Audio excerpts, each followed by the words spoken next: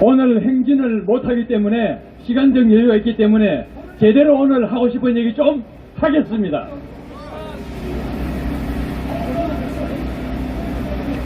우리는 1월 3일부터 지금까지 올 코트 프레싱을 하고 있습니다. 여기 참여하는 ROTC 애국동지 회원분들은 다 70세 이상 80대입니다. 이래 하다 보니까 너무 힘이 들어서 오늘 사실 어제 45명 참석했는 거에 절반밖에 못 나오셨어요. 인정합니다. 안타깝습니다만은 이것이 우리의 현실입니다. 자, 오늘 드릴 말씀은 우리 대한민국이 얼마나 노란의 위기에 있는지 이걸 공유하도록 하겠습니다. 6.25 사변이 있었습니다. 이 6.25 사변을 거치면서 북의 실체를 봤습니다. 그래서 전 국민이 한마음이 돼서 격퇴하는데 한미동맹이 결정적으로 그 이후에 대한민국의 방향을 결정지었습니다.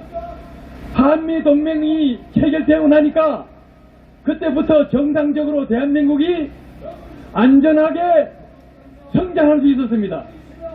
박정희 대통령이 산업화에 성공을 하고 그 뒤로 더 산업 고도화를 위해서 전두환 대통령이 산업 고도화를 성취시켰습니다.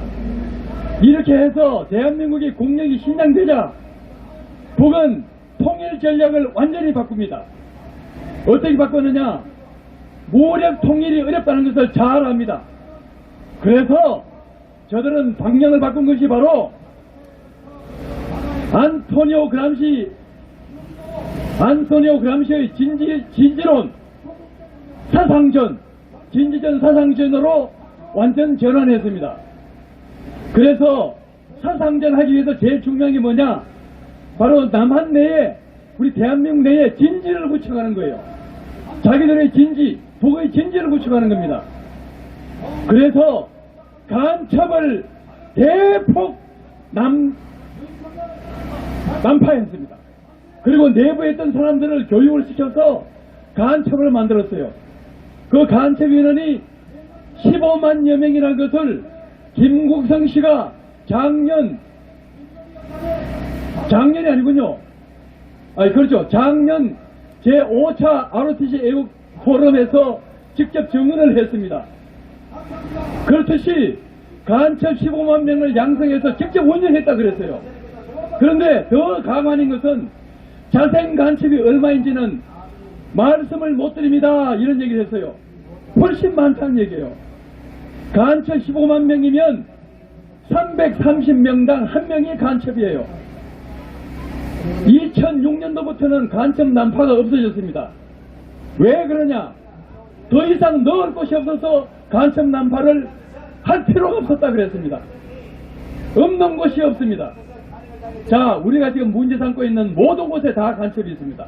군대에도 간첩이 있고, 중앙정관에도 간첩이 있고, 국회에도 간첩이 있고, 행정부 안에도 간첩이 있고, 없는 곳이 없어요.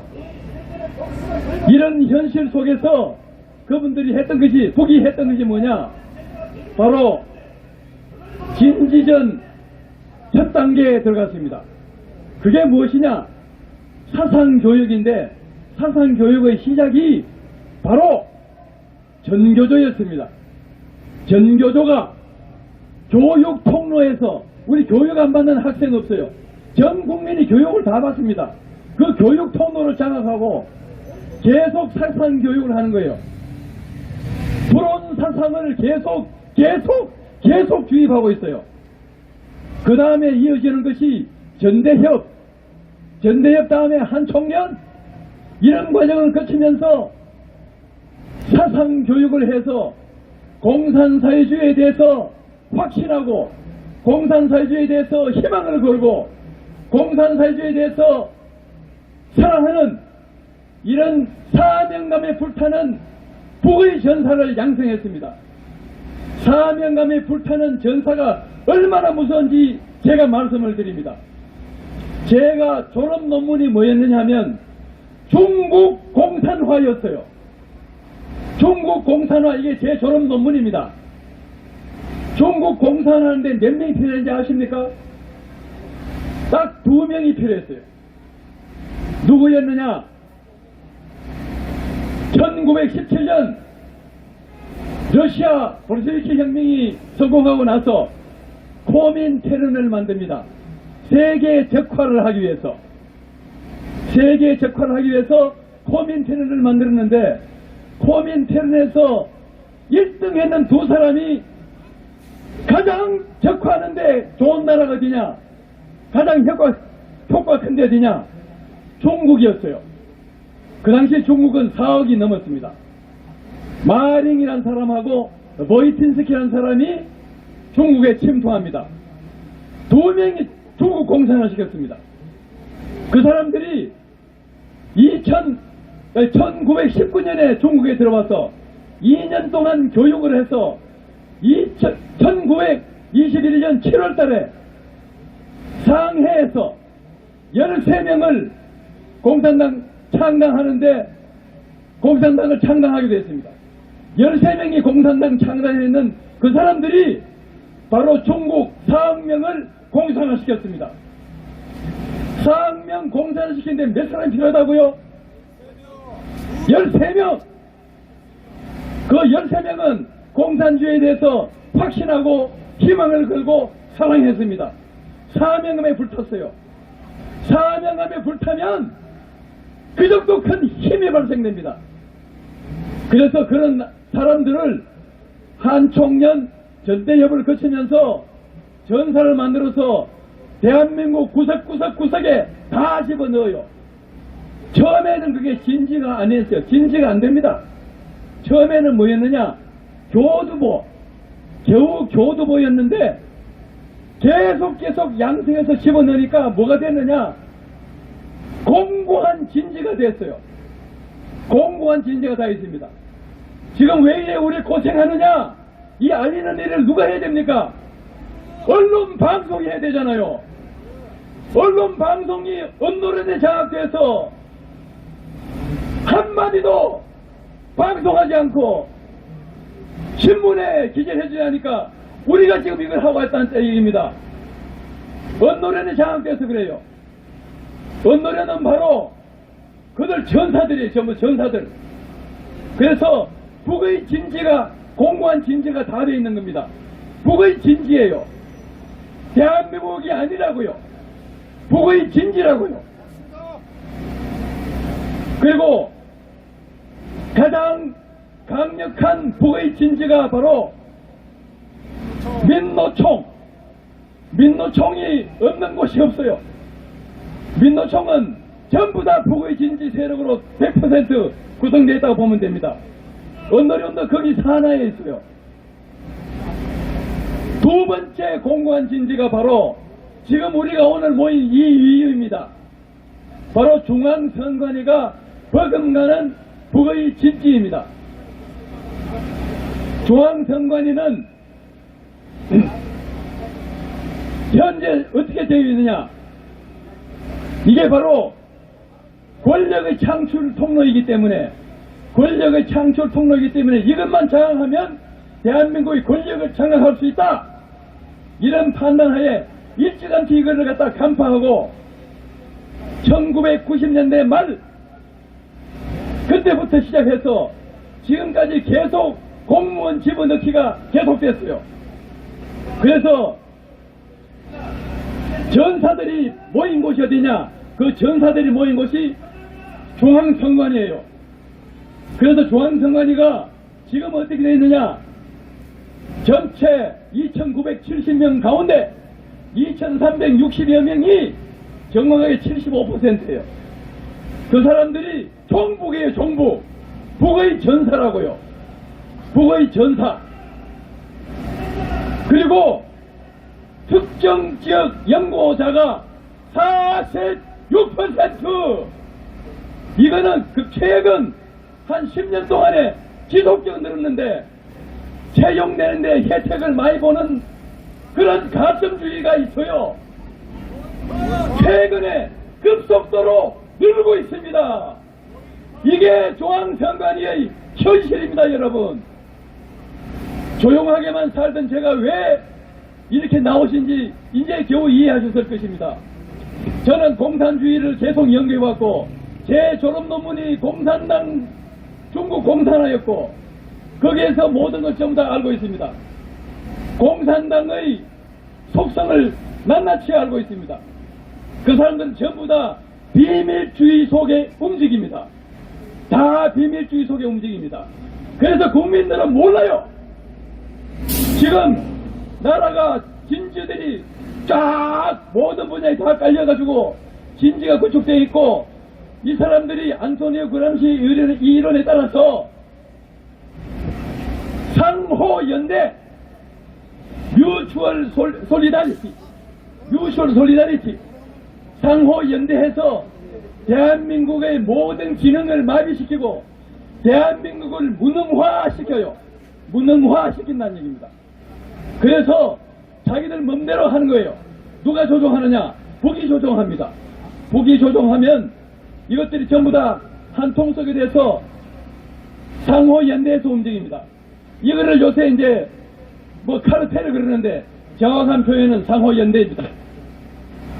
이걸 아셔야 돼요. 그래서 비밀주의 속에 움직이기 때문에 국민들이 얼마나 우리나라가 위험한지를 모르고 있어요. 그래서 설마 요새 간첩이느냐, 설마 요새 무슨 부정선거했느냐, 이런 바보 같은 국민들이 생기는 겁니다. 완전 바보가 된 거예요. 저들의 실체를 모르기 때문에 그렇습니다. 실체를 알면 보이기 시작해요. 국민들이 지금 현재 상태는 삼겨 죽어가는 개구리, 삼겨 죽는 개구리 아실 거예요. 하다가 삼겨 죽는 개구리, 이게 지금 우리나라의 현실입니다, 여러분. 이걸 아셔야 돼요. 자, 북의 적화 통일이 거의 완성단계예요. 완전히 여건이 무르익었습니다. 북의 적화 통일 전략이 거의 무르익었는데, 분위기가 무르익었는데 저들이 가만히 있을까요? 이번 4.10 총선에 저들은 반드시 부정선거를 획득할 것입니다. 안 그러면 자기들은 죽고 있으니까요. 자, 그래서 이제 끝을 맺어가겠습니다.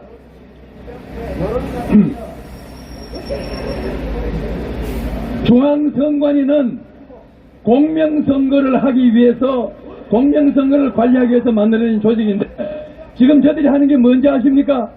저들이 하는 사명이 뭐냐면 저들이 여론 조작하는 거, 그게 저들의 사명이에요. 또 선거 조작하는 거, 이게 저들의 사명이에요. 이게 뭐냐? 북의 진지이기 때문에 그렇게 하고 있는 겁니다. 이해 가십니까? 도무지 이해 안 간다는 사람들은 이제 겨우 이해하실 겁니다. 왜냐하면 북의 진지이기 때문에 자기들의 사명을 다 하고 있는 거예요. 북을 위해서, 북에서 보면 정말 잘하는 거죠. 이제 이해하실 겁니다. 그래서 우리는 뭘 해야 되느냐? 여론조작 방지를 해야 되고 선거조작 방지를 해야 됩니다. 여러분 기억하실 겁니다. 저들은 여론조작부터 먼저 들어갑니다. 여론조작부터 들어갔는데 박근혜 대통령 마지막 탄핵될 때 여론 지지율이 얼마인지 아십니까? 5%. 여러분 5%라고 받아들이십니까? 받아들이세요. 이게 저들의 실체라니까요. 저들은 제일 먼저 뭘 하느냐? 여론조작부터 합니다. 지금 여론조작 없을까요? 여론조작을 계속 해왔어요. 그게 뭐로 나타나는지 아십니까? 선거조작으로 나타납니다. 여론조작이 돼서 그 정도 나와야 전산조작을 해서, 표조작을 해서 선거조작한 그 결과값을 맞추기 위해서 계속 여론조작을 하고 있는 것입니다. 이걸 아셔야 돼요. 그래서 저는 선거조작을 막기 위해서는 먼저 앞에 여론조작을 막아야 한다. 인정하십니까? 여론조작을 못하게 하려면 여론조작의 원점을 타격해야 돼요. 여론조작 원점이 어디냐? 바로 사당역 5번 6번 출구 200m 지점에 있는 중앙선관위 관악청사 여론조사심의위원회가 그 안에 들어있어요. 그 원점을 타격하러 다음 주 금요일 23일 제가 바로 마이크를 들고 거기서 주관을 합니다. 참석하실 거죠? 여론조작 막으실 거죠? 좋습니다. 다음 주 금요일 바로 여론조사심의위원회 앞에서 여론조작 규탄, 여론조작 방지 촉구 집회를 할 것입니다. 그래서 여론조작 못하면 감히 선거조작 못하게 돼 있어요. 여론조작하는 거는 바로 QR코드 투표지로부터 투표 성향을 다 알고 있어서 여론조사기관의 조정을 통해서 다 할 수 있습니다. 그 방법은 다음 집회 때 말씀드리기로 하고, 저는 여기서 선거조작 방지하는 두 가지에 대해서 마지막 말씀을 마치고 끝내겠습니다. 선거조작은 두 프로세스, 두 가지. 하나는 표조작, 하나는 정상조작. 두 가지가 한꺼번에 작동돼야 된다. 그런데 표조작은 막을 수 있는 방법이 있어요. 바로 여기 있는 투표관리관 도장을 투표관리관이 직접 날인하는 거. 두 번째는 사전선거인 명부를 명확하게 수작업으로 작성해서 사전선거인 명부를 작성하는 것. 이거 하면 표조작 못합니다. 이렇게 막고, 이거는 누가 맡아줘야 되느냐? 국힘당 한 비례위원장을 비롯해서 국힘당 전체가 나서서 해야 되는 거예요. 비겁한 국회의원들이 안 나서고 있어요. 한동훈 혼자서 떠들고 있어요. 저들은 비겁해요. 그렇지만은 그쪽에서 해결해 줘야 돼요. 두 번째, 전산조작은 어디서 막아야 되느냐? 국정원에서 막아줘야 됩니다. 국정원에서 막는 걸로 알고 있고, 어제 우리 가서 많이 외쳤어요. 국정원은 힘을 가지고 바로 전산조작을 방지함으로써 공명선거가 돼서 정상화된다면 국정원의 가장 큰 문제인 대공업무 박탈당한 거, 이걸 회복시킬 수 있어요. 그래서 자기들 살기 위해서도 사생결단해야 된다고 어제 부르짖었습니다. 대공업무를 회복시키려면 공명선거를 하기 위해서 전 국정원에 있는 모든 분들이 달라붙어서 공명선거 할 수 있는 전산조작 방지 활동을 해달라 할 수 있습니다. 이렇게 두 가지 그쪽에 임무를 하고 우리는 그것을 서포트해야 됩니다. 그래서 2월 말까지 밖에 기한이 없으니 그때까지 우리는 아스팔트에서 이렇게 외쳐야 되는 것입니다. 이상 장황한 말씀을 드렸는데 도움이 되셨는지 모르겠습니다. 자, 그럼 이것으로서 저는 마치겠습니다.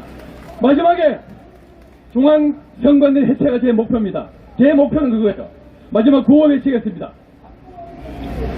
중앙선관위를 해체하자! 해체하자! 해체하자! 축석!